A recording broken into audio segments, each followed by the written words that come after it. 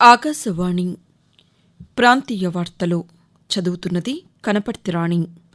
ముఖ్యాంశాలు: యోగాను జీవితంలో భాగం చేసుకోవాలనే ఉద్యమాన్ని బలోపేతం చేసినందుకు ఆంధ్రప్రదేశ్ ప్రజలను ప్రధానమంత్రి నరేంద్ర మోదీ అభినందించారు.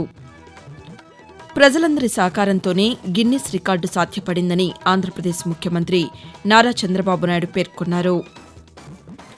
ఆంధ్రప్రదేశ్లో కూటమి ప్రభుత్వం ఏర్పాటై ఏడాది పూర్తయిన సందర్భంగా సుపరిపాలనలో తొలి అడుగు పేరుతో ప్రత్యేక సమావేశాన్ని ఈరోజు నిర్వహించనుంది. విద్య, వైద్యం, వ్యవసాయ రంగాలకు ప్రభుత్వం ప్రాధాన్యతనిస్తోందని తెలంగాణ ఐటీ శాఖ మంత్రి డి. శ్రీధర్బాబు తెలిపారు. సనాతన ధర్మ పరిరక్షణ కోసం ఐక్యంగా పోరాడాలని ఉప ముఖ్యమంత్రి కె. పవన్ కళ్యాణ్ పేర్కొన్నారు. వార్తల వివరాలు: యోగాను జీవితంలో భాగం చేసుకోవాలనే ఉద్యమాన్ని బలోపేతం చేసినందుకు ఆంధ్రప్రదేశ్ రాష్ట ప్రజలను ప్రధానమంత్రి నరేంద్ర మోదీ అభినందించారు. విశాఖపట్నం వేదికగా జరిగిన అంతర్జాతీయ యోగా దినోత్సవం రోజున 3,01,05 మందితో జరిగిన అతిపెద్ద యోగా సాధనతో గిన్నీస్ వరల్డ్ రికార్డ్స్ను సాధించిన కార్యక్రమంలో పాల్గొనడాన్ని ప్రధానమంత్రి సామాజిక మాధ్యమం ఎక్స్ వేదికగా ప్రస్తావించారు. విశాఖ నగరం వేదికగా జరిగిన ఈ కార్యక్రమం అనేక మందిని ఆరోగ్యం, శ్రేయస్సు దిశగా ప్రేరేపిస్తుందని అన్నారు.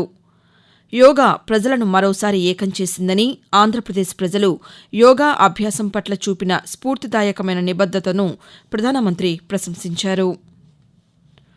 ప్రజలందరి సహకారంతోనే గిన్నిస్ రికార్డు సాధ్యపడిందని ఆంధ్రప్రదేశ్ ముఖ్యమంత్రి నారా చంద్రబాబు నాయుడు పేర్కొన్నారు. గిన్నీస్ వరల్డ్ రికార్డ్స్ సంస్థ సామాజిక మాధ్యమం వేదికగా యోగా రికార్డుకు సంబంధించిన విషయాన్ని పంచుకుంది. దీనిపై ముఖ్యమంత్రి స్పందిస్తూ దీనిని సాకారం చేయడానికి కృషి చేసిన ప్రతి వ్యక్తిని అభినందించారు. ఈ కార్యక్రమం విజయవంతం కావడంలో ప్రజలు చూపిన ఉత్సుకత, నిబద్దత స్ఫూర్తిని కలిగిస్తాయని ముఖ్యమంత్రి వివరిస్తూ, మనం 3 లక్షలు ప్లస్ తో గిన్నిస్ రికార్డ్ వస్తుంది, క్రియేట్ చేశాం. నెక్స్ట్ ఎవరైనా చేయాలంటే 3 లక్షలు బ్రేక్ చేస్తే వస్తారు. ఇన్ ద నియర్ ఫ్యూచర్ చేస్తారో చూడాలి. ఈ కాంపిటేటివ్ స్పిరిట్ తో ముందుకు తీసుకుపోవాల్సిన అవసరం ఉంది. ట్రైబల్ స్టూడెంట్స్ మనస్ఫూర్తిగా అభినందిస్తున్న 22,122 మంది 108 మినిట్స్ సూర్య నమస్కారాలు సామూహికంగా చేసి గిన్నిస్ రికార్డ్ సాధించారు. ఆంధ్రప్రదేశ్లో కూటమి ప్రభుత్వం ఏర్పడి ఏడాది పూర్తయిన సందర్భంగా సుపరిపాలనలో తొలి అడుగు పేరుతో ప్రత్యేక సమావేశాన్ని ఈరోజు నిర్వహించనుంది. అమరావతిలోని రాష్ట సచివాలయం వెనుక భాగంలో ఏర్పాటు చేసిన ప్రత్యేక వేదికలో ఈ సమావేశం జరుగుతుంది.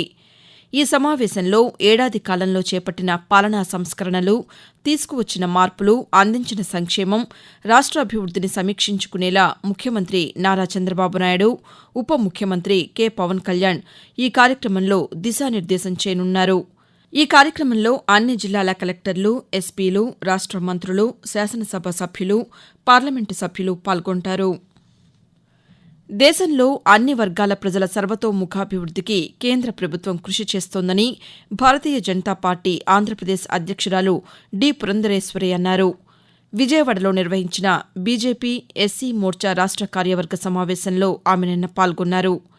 రాష్ట వ్యాప్తంగా ఎస్సీ సమ్మేళనాలు నిర్వహిస్తామని ఈ సందర్భంగా పురంధరేశ్వరి మాట్లాడుతూ, భారతీయ జనతా పార్టీ మూల సిద్ధాంతం తీసుకున్నా కూడా దేశ సర్వతోముఖాభివృద్ధిని సాధించాలి అనేటువంటి ఆలోచన. ఇవాళ ఎస్సీ కులాల్లో ఉన్నటువంటి వారికి కూడా చాలా న్యాయం జరిగినటువంటి విషయం మనం గుర్తించాలి. దళిత సమ్మేళనాలు ఇప్పుడు రాష్ట్ర వ్యాప్తంగా కూడా దీన్ని నిర్వహించుకుంటాము. దీని మాధ్యమంగా ఈ విషయాలన్నీ కూడా ప్రజల వద్దకు తీసుకెళ్ళటానికి మా వంతు కృషి ఎస్సీ మోర్చా తరఫున చేయటం జరుగుతుందని చెప్పి తెలియజేసుకుంటూ సెలవు తీసుకుంటాం. ప్రధానమంత్రి నరేంద్ర మోదీ తన మనసులోని భావాలను ఆకాశవాణి ద్వారా దేశ ప్రజలతో పంచుకునే మన్ కీ బాత్ మనసులోని మాట కార్యక్రమం 123వ సంచిక ఈ నెల 29వ తేదీ ఆదివారం ప్రసారమవుతుంది. మన్ కీ బాత్ కార్యక్రమానికి ప్రజలు తమ సూచనలు అందించాలని ప్రధానమంత్రి కోరారు. ప్రజలు తమ స్వర సందేశాలను 1800117800 నెంబర్కు ఈ నెల 27వ తేదీ సాయంకాలం వరకు పంపవచ్చు. ఆకాశవాణి ప్రాంతీయ వార్తలు వింటున్నారు.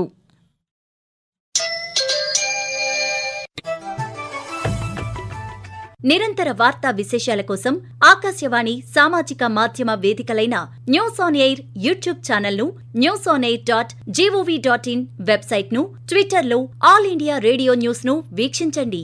తెలుగు ప్రాంతీయ వార్తా విశేషాల కోసం ఆకాశవాణి న్యూస్ విజయవాడ మరియు Akashvani news Visakhapatnam YouTube channels ను వీక్షించండి.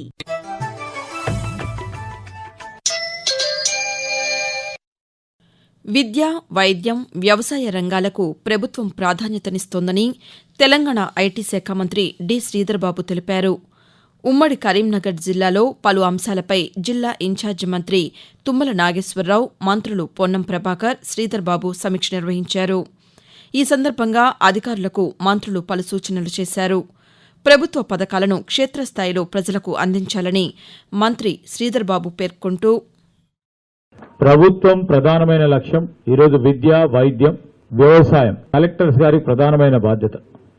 జిల్లా పరిపాలన యంత్రాంగం తరఫున మరి వారు ఒక ప్రధాన వ్యక్తిగా ఉన్న సందర్భంలో వారు జిల్లా అధికారులందరినీ కూడా అదే విధంగా మోటివేట్ చేస్తూ ముందుకు నడపాలని, మరి దాని విషయంలో ఎక్కడ కూడా రాజీ లేకుండా ముందుకు తీసుకెళ్లే కార్యాచరణ తీసుకోవాలని మరొకసారి వారికి తెలియజేస్తా ఉన్నాం. తమిళనాడులోని మదురైలో జరిగిన మురుగ భక్తర్గళ్ మానాడులో ఆంధ్రప్రదేశ్ ఉప ముఖ్యమంత్రి కె. పవన్ కళ్యాణ్ పాల్గొన్నారు.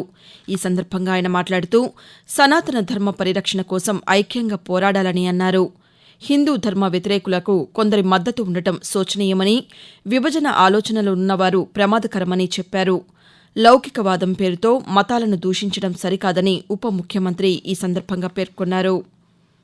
భారతదేశంలో జూన్ 25, 1975న అప్పటి ప్రధానమంత్రి అత్యవసర పరిస్థితిని విధించిన నేపథ్యంలో భారత ప్రభుత్వం ఆ తేదీని సంవిధాన్ హత్యా దివస్, రాజ్యాంగ హత్యా దినంగా పాటిస్తోంది. 1975 అత్యవసర పరిస్థితిని ఎదుర్కొన్న వారందరినీ స్మరించుకుంటూ ప్రతి భారతీయుడిలో వ్యక్తిగత స్వేచ్ఛ, ప్రజాస్వామ్య రక్షణపై కేంద్ర ప్రభుత్వ ఆధ్వర్యంలో అవగాహన కల్పిస్తారు. హింసను ఎదుర్కొన్నప్పటికీ ప్రజాస్వామ్యాన్ని పునరుద్దరించడానికి పోరాడిన లక్షలాది మంది స్ఫూర్తిని గౌరవించడమే సంవిధాన్ హత్యా దివస్ నిర్వహణలోని ముఖ్య ఉద్దేశం. ఆండర్సన్ టెండూల్కర్ క్రికెట్ ట్రోఫీలో భాగంగా ఇంగ్లాండ్, భారత్ జట్ల మధ్య తొలి టెస్టు మ్యాచ్ 3వ రోజు ఆట ముగిసింది. వర్షం కారణంగా అంపైర్లు ఆటను కాస్త ముందుగానే నిలిపివేశారు. ప్రస్తుతం రెండో ఇన్నింగ్స్లో భారత్ 2 వికెట్ల నష్టానికి 90 పరుగులు చేసింది. ప్రస్తుతం భారత్ 96 పరుగుల ఆధిక్యంలో కొనసాగుతోంది. భారత్ తొలి ఇన్నింగ్స్లో 471 పరుగులు చేయగా ఇంగ్లాండ్ 465 పరుగులు చేసింది. వాతావరణం.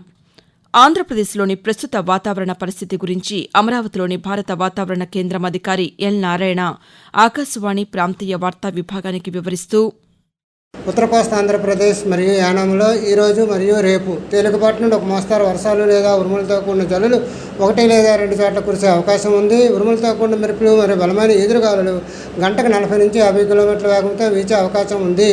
మరియు దక్షిణ కోస్తా ఆంధ్రప్రదేశ్ మరియు రాయలసీమలలో ఈరోజు మరియు రేపు తేలికపాటి నుండి ఒక మోస్తారు వర్షాలు లేదా జల్లులు 1 లేదా 2 చోట్ల కురిసే అవకాశం ఉంది. బలమైన గాలులు గంటకు 40 నుంచి 50 కిలోమీటర్ల వేగంతో వీచే అవకాశం ఉంది. మరోవైపు తెలంగాణలో రానున్న 4 రోజుల పాటు ఓ మోస్తరు వర్షాలు కురిసే అవకాశం ఉందని హైదరాబాద్ వాతావరణ కేంద్రం వెల్లడించింది. ప్రాంతీయ వార్తలు ముగించే ముందు ముఖ్యాంశాలు మరోసారి. యోగాను జీవితంలో భాగం చేసుకోవాలనే ఉద్యమాన్ని బలోపేతం చేసినందుకు ఆంధ్రప్రదేశ్ ప్రజలను ప్రధానమంత్రి నరేంద్ర మోదీ అభినందించారు.